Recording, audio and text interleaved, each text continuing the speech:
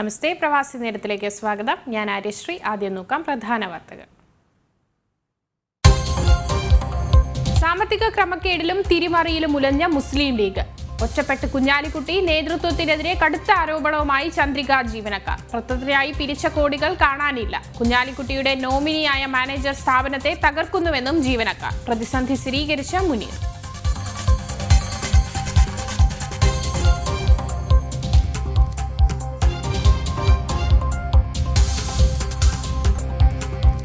അമ്പലപ്പുഴ തെരഞ്ഞെടുപ്പ് വീഴ്ചയിൽ CPM അന്വേഷണത്തിൽ അമർഷം പ്രകടിപ്പിച്ച G. സുധാകരന്റെ കവിത. ചെയ്തത് ഒരു തരത്തിലും നന്ദി കിട്ടാത്ത പണി, നേട്ടവും കോട്ടവും എന്ന കവിത അമ്പലപ്പുഴ തെരഞ്ഞെടുപ്പ് വീഴ്ചയിൽ CPM അന്വേഷണം നടക്കുന്ന പശ്ചാത്തലത്തിൽ. കരിപ്പൂർ സ്വർണ്ണക്കടത്ത് കേസ് ഇല്ലാതാക്കുവാൻ ഗൂഢനീക്കം. അന്വേഷണ ഉദ്യോഗസ്ഥനെ വാഹനമിടിച്ച് കൊലപ്പെടുത്തുവാൻ പദ്ധതിയിട്ട മാഫിയ സംഘം. ഗൂഢാലോചന പുറത്തുവന്നത് റിയാസ് എന്ന കുഞ്ഞീതുവിനെ ചോദ്യം ചെയ്തപ്പോൾ.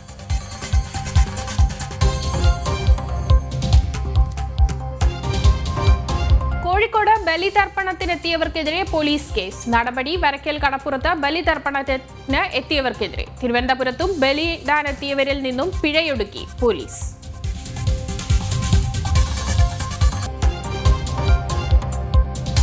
വിശദമായ വാർത്തകളിലേക്ക്. മുസ്ലിം ലീഗിലെ കുഞ്ഞാലിക്കുട്ടി വിരുദ്ധ നീക്കങ്ങൾക്ക് ശക്തി പകർന്ന പാർട്ടി മുഖപത്രമായ ചന്ദ്രികയിലെ സാമ്പത്തിക തിരിമറി ആരോപണങ്ങളും. പത്രത്തിന് സംഭാവനയായും വരിസംഖ്യയായും കിട്ടിയ 20 കോടിയോളം രൂപ തിരിമറി നടത്തിയെന്നാണ് ആരോപണം. കുഞ്ഞാലിക്കുട്ടിയുടെ നോമിനിയായ മാനേജർ സമീറിനെതിരെയാണ് ജീവനക്കാരുടെ പരാതി. ഓഫ്സെറ്റ് പ്രിന്റിംഗ് പ്രസിനായി ഖത്തർ KMCC നൽകിയ 4 കോടി, വരിസംഖ്യയായി പിരിച്ച 16 കോടി, ഇതുൾപ്പെടെ കോടിക്കണക്കിന് രൂപയുടെ തിരിമറി പാർട്ടി പത്രത്തിൽ നടന്നെന്നുള്ള ആരോപണങ്ങളാണ് പുറത്തുവരുന്നത്. ചന്ദ്രികയിലെ പത്രപ്രവർത്തകേതര ജീവനക്കാരാണ് മുസ്ലിം ലീഗ് നേതൃത്വത്തിന് രേഖാമൂലം പരാതി നൽകിയിരിക്കുന്നത്. കുഞ്ഞാലിക്കുട്ടിയുടെ വ്യക്തിപരമായ സാമ്പത്തിക ഇടപാടുകളും നികുതി സംബന്ധമായ കാര്യങ്ങളും കൈകാര്യം ചെയ്യുന്ന സമീർ എന്നയാളാണ് ചന്ദ്രികയുടെ സാമ്പത്തിക കാര്യങ്ങളുടെ ചുമതലയുള്ള ഫിനാൻസ് ഡയറക്ടർ. സമീറിനെതിരെ നീക്കം ശക്തമാക്കാനും അതുവഴി പാർട്ടിയിലെ കുഞ്ഞാലിക്കുട്ടി വിരുദ്ധ നീക്കത്തിന് ശക്തി പകരാനുമാണ് ചന്ദ്രികയിലെ ഭൂരിഭാഗം ജീവനക്കാരുടെയും തീരുമാനം. ചന്ദ്രികയിലെ ജീവനക്കാരിലധികവും മുസ്ലിം ലീഗിന്റെ വിവിധ സംഘടനാ തലത്തിൽ പ്രവർത്തിക്കുന്നവരാണ്. പാർട്ടി നേതൃത്വത്തിലെ കുഞ്ഞാലിക്കുട്ടി വിരുദ്ധരുടെ പിന്തുണ ജീവനക്കാരുടെ നീക്കങ്ങൾക്കുണ്ട്.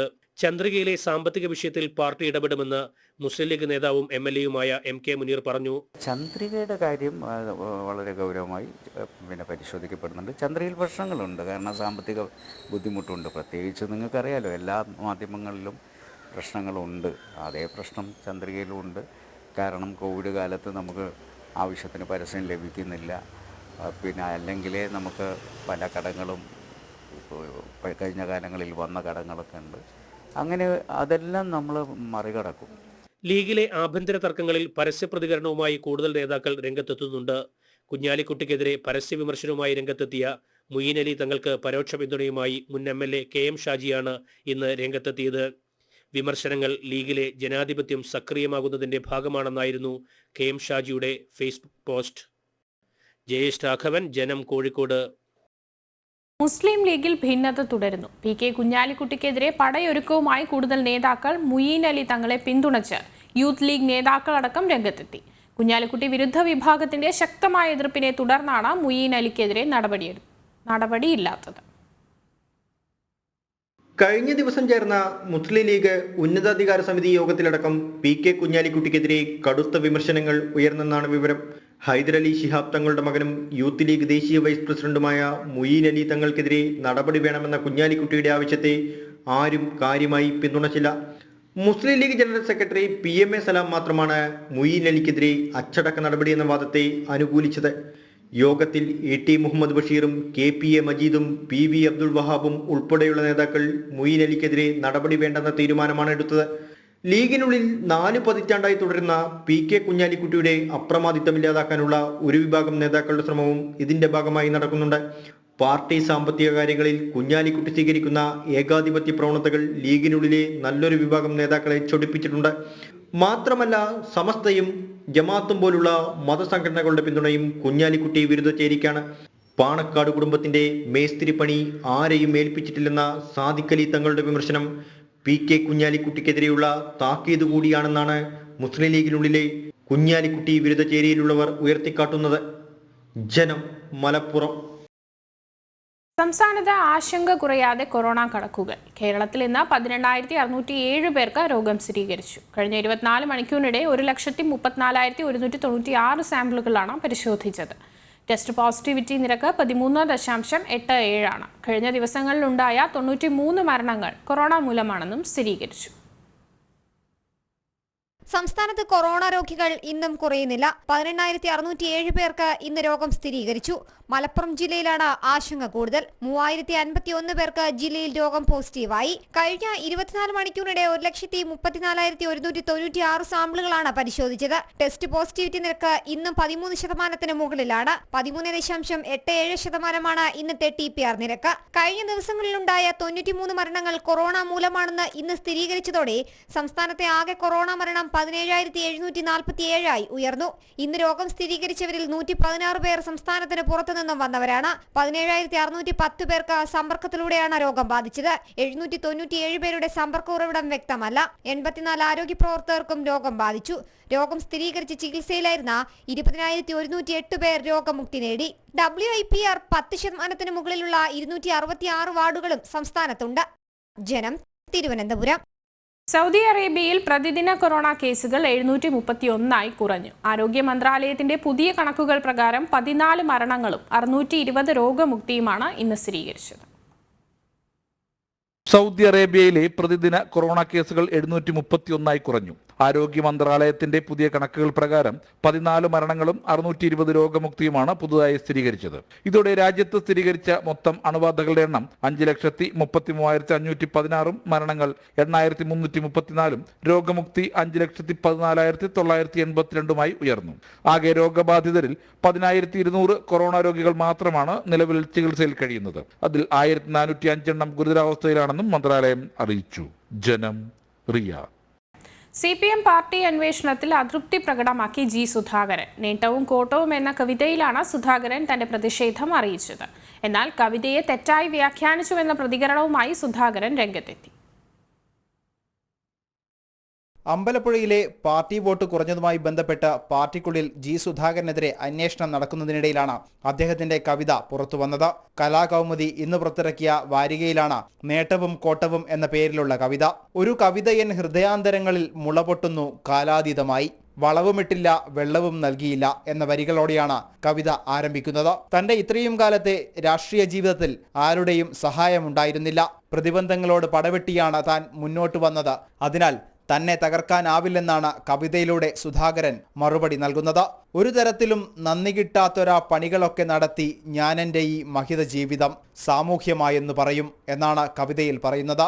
ഒപ്പമുള്ളവർ തനിക്കെതിരെ നടത്തിയ നീതികേടുകളാണ് G. സുധാകരൻ ഈ വരികളിലൂടെ തുറന്നുകാട്ടാൻ ശ്രമിക്കുന്നത്. തന്റെ പിൻഗാമികളാണ് തനിക്കെതിരെ പ്രവർത്തിക്കുന്നതെന്ന് അദ്ദേഹം അവസാന വരികളിലൂടെ വ്യക്തമാക്കുന്നു. ആശങ്ക വേണ്ടെന്ന് സ്നേഹിതർ പറയുന്നു. അത് നൽകുന്നത് ആത്മവിശ്വാസമാണ്. ഇനി ആകാംക്ഷാഭരിതരായ നവാഗതർ ഇതുവഴി നടക്കട്ടെ എന്നെഴുതിയാണ് അദ്ദേഹം കവിത അവസാനിപ്പിക്കുന്നത്. പാർട്ടിക്കകത്ത് തുറന്നു പറയാനാവാതിരുന്ന പ്രതിഷേധമാണ് സുധാകരൻ കവിതയിലൂടെ പ്രകടമാക്കുന്നത്. എന്നാൽ കവിത വിവാദമായതോടെ വിശദീകരണവുമായി G. സുധാകരൻ രംഗത്തെത്തി. പുതുതലമുറയെ ക്ഷണിച്ചുകൊണ്ടുള്ള കവിതയെ തെറ്റായി വ്യാഖ്യാനിച്ചുവെന്നാണ് സുധാകരന്റെ ഫേസ്ബുക്ക് പോസ്റ്റ്. സംഭവം വിവാദമായതോടെ ഇനി അറിയേണ്ടത് ഇതുമായി ബന്ധപ്പെട്ട് പാർട്ടി സ്വീകരിക്കുന്ന നിലപാടാണ്. ജനം, തിരുവനന്തപുരം. രാമനാട്ടുകര സ്വർണ്ണക്കള്ളക്കടത്ത് കേസിലെ അന്വേഷണ ഉദ്യോഗസ്ഥരെ കൊലപ്പെടുത്തുവാൻ പ്രതികൾ ഗൂഢാലോചന നടത്തി. പോലീസ് കസ്റ്റഡിയിലുള്ള കേസിലെ 31-ാം പ്രതിയുടെ മൊബൈൽ ഫോൺ പരിശോധിച്ചതിൽ നിന്നാണ് ഇത് സംബന്ധിച്ച വിവരങ്ങൾ പുറത്തുവന്നത്. കരിപ്പൂർ സ്വർണ്ണക്കടത്ത് കേസുമായി ബന്ധപ്പെട്ട അന്വേഷണ ഉദ്യോഗസ്ഥരെ കൊലപ്പെടുത്താനാണ് പ്രതികൾ ഗൂഢാലോചന നടത്തിയത്. കോഴിക്കോട് ജില്ലയിലെ കൊടുവള്ളി, താമരശ്ശേരി കേന്ദ്രീകരിച്ചായിരുന്നു ഗൂഢാലോചന. കേസിൽ അറസ്റ്റിലായ 31-ാം പ്രതി റിയാസ് എന്ന കുഞ്ഞീതുവിന്റെ വാട്സപ്പ് ചാറ്റുകളിൽ നിന്നാണ് അന്വേഷണ സംഘം ഇക്കാര്യം മനസ്സിലാക്കിയത്. കേസിലെ അന്വേഷണ ഉദ്യോഗസ്ഥനായ താമരശ്ശേരി സ്വദേശിയായ പോലീസുകാരനെ രേഖകളില്ലാത്ത വാഹനം സംഘടിപ്പിച്ച് അപായപ്പെടുത്താനായിരുന്നു പ്രതികളുടെ നീക്കം. സ്വർണ്ണക്കടത്ത് കേസിലെ മുഖ്യ ആസൂത്രകനും കൊടുവള്ളി സംഘത്തിന്റെ നേതാവുമായ സൂഫിയാനൊപ്പമുള്ളയാളാണ് റിയാസ് എന്ന കുഞ്ഞീതു. അന്വേഷണ ഉദ്യോഗസ്ഥനെ കൊലപ്പെടുത്താൻ ഗൂഢാലോചന നടത്തിയ കേസ് കരിപ്പൂർ പോലീസാണ് അന്വേഷിക്കുന്നത്. സംഭവത്തിൽ പ്രതിയിൽ നിന്നും ലഭിച്ച വിവരത്തിന്റെ അടിസ്ഥാനത്തിൽ പോലീസ് അന്വേഷണം ആരംഭിച്ചു. കോഴിക്കോട് ജില്ലയിലെ കൊടുവള്ളി, താമരശ്ശേരി എന്നീ പ്രദേശങ്ങൾ കേന്ദ്രീകരിച്ചാണ് അന്വേഷണം. കൂടുതൽ പേർ ഗൂഢാലോചനയിൽ ഉൾപ്പെട്ടിട്ടുണ്ടോ എന്നും പോലീസ് പരിശോധിക്കുന്നുണ്ട്. ജനം, മലപ്പുറം. കോതമംഗലം മാനസ കൊലപാതക കേസിൽ ബീഹാറിൽ നിന്നും അറസ്റ്റിലായ സോനു കുമാറിനെയും മനീഷിനെയും കൊച്ചിയിലെത്തിച്ചു. കോതമംഗലം കോടതിയിൽ ഹാജരാക്കിയ ശേഷം പ്രതികളെ പോലീസ് ചോദ്യം ചെയ്യും. കേരളത്തിലേക്ക് കൂടുതൽ തോക്കുകൾ നൽകിയിട്ടില്ലെന്നാണ് പ്രതികളുടെ മൊഴിയെന്ന് പോലീസ് വ്യക്തമാക്കി.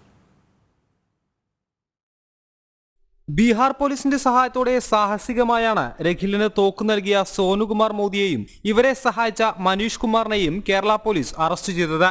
വൈകിട്ട് 6 മണിയോടെ പ്രതികളെ നെടുമ്പാശ്ശേരി വിമാനത്താവളത്തിലെത്തിച്ചു. അവിടെ നിന്ന് ആലുവ SP ഓഫീസിലെത്തിച്ച് പ്രതികളിൽ നിന്ന് പോലീസ് പ്രാഥമിക വിവരശേഖരണം നടത്തി. പ്രതികൾ കുറ്റം സമ്മതിച്ചു. കൂടുതൽ തോക്ക് കേരളത്തിലേക്ക് നൽകിയെന്ന് മൊഴിയില്ല. രഖിലിന് തോക്ക് ഉപയോഗിക്കാൻ പരിശീലനം നൽകിയതായും സൂചനയുണ്ട്. പ്രതികളെ നാളെ Kothamangalam first class judicial magistrate കോടതിയിൽ ഹാജരാക്കുമെന്നും Aluva rural SP K Karthik പറഞ്ഞു. അവർ കുറ്റസമ്മതം പറഞ്ഞു. ഈ അന്വേഷണം എന്ന് പറയുന്നത് പൂർണ്ണമായിട്ട് കംപ്ലീറ്റ് ആയാലേ നമുക്ക് ഒരു നിഗമനത്തേക്ക് വരാൻ സാധിക്കും. നമ്മൾ ആ സ്പോട്ടിൽ കണ്ടെത്തിയ എവിഡൻസ് എല്ലാം FSLക്ക് കോടതി വഴിയായിട്ട് കൊടുത്തിട്ടുണ്ട്. അതിൻ്റെ റിപ്പോർട്ട് എല്ലാം വരട്ടെ, അന്വേഷണം നടക്കട്ടെ. അതിൻ്റെ വഴിയിൽ ഇനി കൂടുതൽ പ്രതികൾ ഉണ്ടോ ഇല്ലയോ എന്ന് നമ്മൾ പിന്നെ തീരുമാനിക്കാം. രഖിൽ മുൻഗറിലേക്ക് തോക്ക് വാങ്ങാൻ പോകുന്ന ദൃശ്യങ്ങൾ നേരത്തെ തന്നെ പുറത്തു വന്നിരുന്നു. ഇടനിലക്കാരനായ മനീഷ് തോക്ക് ഉപയോഗിക്കുന്നതും ദൃശ്യങ്ങളിൽ വ്യക്തമായിരുന്നു. കേസിൽ കൂടുതൽ പ്രതികളുണ്ടോ എന്നത് സംബന്ധിച്ച് അന്വേഷണം പുരോഗമിക്കുകയാണ്. ജനം, കൊച്ചി. കോഴിക്കോട് വരക്കൽ കടപ്പുറത്ത് ബലിയിടാനെത്തിയവർക്കെതിരെ കേസ്. വെള്ളയിൽ പോലീസാണ് കേസെടുത്തത്. കണ്ടാലറിയാവുന്ന 100 പേർക്കെതിരെയാണ് കേസ്. 2 കർമ്മികൾക്കെതിരെയും കേസെടുത്തു. ബലിതർപ്പണത്തിനെത്തിയ കണ്ടാലറിയാവുന്ന 100 പേർക്കെതിരെയാണ് കേസെടുത്തിരിക്കുന്നത്. ബലിതർപ്പണത്തിന് നേതൃത്വം നൽകിയ 2 കർമ്മികൾക്കെതിരെയും കേസുണ്ട്. കർമ്മികളായ എടക്കാട് സ്വദേശി ബാബു, പുതിയാപ്പ സ്വദേശി വാസുകുമാർ എന്നിവർക്കെതിരെയാണ് കേസ്. പരമ്പരാഗതമായി ആളുകൾ കൂട്ടത്തോടെ ബലിതർപ്പണം നടത്തലായിരുന്നു വരക്കലിലെ പതിവ്. ഇത്തവണ അതുണ്ടായില്ല. വ്യക്തിഗതമായി മാത്രം ചുരുക്കം ചിലർ മാത്രമാണ് ബലിയിടാനെത്തിയത്. ബലിതർപ്പണത്തിനെത്തിയ സ്ത്രീകൾ ഉൾപ്പെടെയുള്ളവരുടെ ദൃശ്യങ്ങൾ പോലീസ് മൊബൈൽ ക്യാമറയിൽ പകർത്തിയിരുന്നു. ബലിതർപ്പണത്തിനെത്തിയവരുടെ വാഹനങ്ങളുടെ നമ്പർ പ്ലേറ്റിന്റെ ഫോട്ടോയും പോലീസ് എടുത്തു. കോഴിക്കോട് വെള്ളയിൽ പോലീസാണ് കേസെടുത്തിരിക്കുന്നത്. സർക്കാരിന്റെ നിയമങ്ങളും ഭീഷണിയുമൊക്കെ ഒരു സമുദായത്തിന് നേരെ മാത്രമാണെന്നും പോലീസിന്റെ നടപടിയിൽ ശക്തമായ പ്രതിഷേധം രേഖപ്പെടുത്തുന്നുവെന്നും BJP സംസ്ഥാന ജനറൽ സെക്രട്ടറി MT രമേശ് പറഞ്ഞു. ജനം, കോഴിക്കോട്. ഓസ്ട്രേലിയയിലും ബലിതർപ്പണ ചടങ്ങുകൾ നടന്നു. കാൻബറയിലും പെർത്തിലുമാണ് ചടങ്ങ് സംഘടിപ്പിച്ചത്. നിരവധി പേർ ബലിതർപ്പണ ചടങ്ങുകളിൽ പങ്കെടുത്തു. കൊറോണ മാനദണ്ഡങ്ങൾ പാലിച്ചായിരുന്നു ചടങ്ങുകൾ.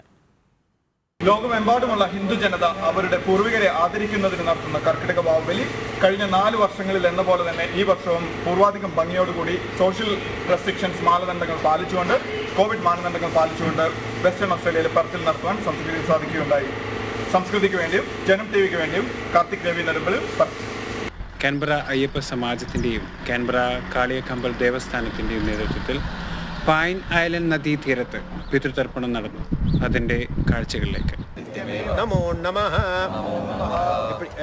You all can stand up slowly. Na mata, na pita, na mitra, ജ്ഞാതി ഭാന്തവഃ തേ സർവേ തൃപ്തി മായാന്തു മധ്യോരുഷ്ടൈഃ കുസോധൈഃ. Just drop the water on the side. നക്ഷത്ര, ക്ഷേത്ര, ഔഷധി, വനസ്പതി, ഗന്ധർവ, അപ്സരസഃ, നാഗാഃ, ഗാവഃ സർവേ ഭൂതാനി തൃപ്യന്തോ. കാൻബറ ഓസ്ട്രേലിയയിൽ നിന്നും ജനം TVക്ക് വേണ്ടി രഞ്ജിത്ത് രാധാകൃഷ്ണൻ. മൈസൂരുവിൽ പിടിയിലായ സമാന്തര എക്സ്ചേഞ്ച് കേസിലെ പ്രതികളെ കേരള പോലീസ് ക്രൈംബ്രാഞ്ച് ചോദ്യം ചെയ്യും. പ്രതികളെ റിമാൻഡ് ചെയ്ത മജിസ്ട്രേറ്റ് കോടതി ചോദ്യം ചെയ്യാൻ അനുമതി നൽകി. കോഴിക്കോട് സിറ്റി ക്രൈംബ്രാഞ്ച് സംഘം മൈസൂരുവിലെത്തി. മലപ്പുറം സ്വദേശി ഇബ്രാഹിം ബംഗളൂരുവിൽ പിടിയിലായിരുന്നു. സമാന്തര ടെലിഫോൺ എക്സ്ചേഞ്ച് സംബന്ധിച്ച വിവരങ്ങൾ ഇയാളിൽ നിന്നാണ് ലഭിക്കുന്നത്. ഇതേ തുടർന്നാണ് കൊരട്ടിയിലെ സമാന്തര എക്സ്ചേഞ്ചുകൾ കണ്ടെത്തുന്നതും. കോഴിക്കോടും തൃശ്ശൂരിലെ കൊരട്ടിയിലും പിടികൂടിയ സമാന്തര എക്സ്ചേഞ്ചുകൾക്ക് ബംഗളൂരു മൈസൂരു ബന്ധങ്ങളുണ്ടെന്നും വ്യക്തമായിരുന്നു.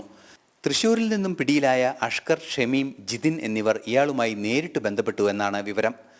ദുബായ് കേന്ദ്രീകരിച്ച് പ്രവർത്തിക്കുന്ന ഗൂഢസംഘം ഇവർക്ക് ഉപകരണങ്ങൾ എത്തിക്കുകയായിരുന്നു. കേസിലെ പാകിസ്ഥാൻ ബന്ധം ഉൾപ്പെടെ പോലീസിന് സൂചന ലഭിച്ചിട്ടുണ്ട്. ഈ സാഹചര്യത്തിലാണ് കോഴിക്കോട് സിറ്റി ക്രൈംബ്രാഞ്ച് സംഘം മൈസൂരുവിലെത്തിയത്. മൈസൂരുവിൽ കസ്റ്റഡിയിലുള്ള പ്രതികളെ ക്രൈംബ്രാഞ്ച് ചോദ്യം ചെയ്യും. റിമാൻഡിൽ കഴിയുന്ന ഇവരെ ചോദ്യം ചെയ്യാൻ കോടതി അനുമതി നൽകിയിട്ടുണ്ട്. അതേസമയം ചാലക്കുടിയിൽ പിടിയിലായ പ്രതികളെ സംഭവസ്ഥലങ്ങളിലെത്തിച്ച് തെളിവെടുപ്പ് തുടരുകയാണ്. ചാലക്കുടി ഡിവൈഎസ്പിയുടെ നേതൃത്വത്തിലുള്ള പ്രത്യേക സംഘവും കോഴിക്കോട് എക്സ്ചേഞ്ച് കേസ് അന്വേഷിക്കുന്ന സിറ്റി ക്രൈംബ്രാഞ്ചും കേസന്വേഷണത്തിൽ പരസ്പര ആശയവിനിമയം നടത്തുന്നുണ്ട്. സ്വർണ്ണക്കള്ളക്കടത്തിനും മയക്കുമരുന്ന് കടത്തിനുമാണ് എക്സ്ചേഞ്ച് പ്രയോജനപ്പെടുത്തിയത് എന്നാണ് പ്രാഥമിക നിഗമനം. ജനം, തൃശൂർ.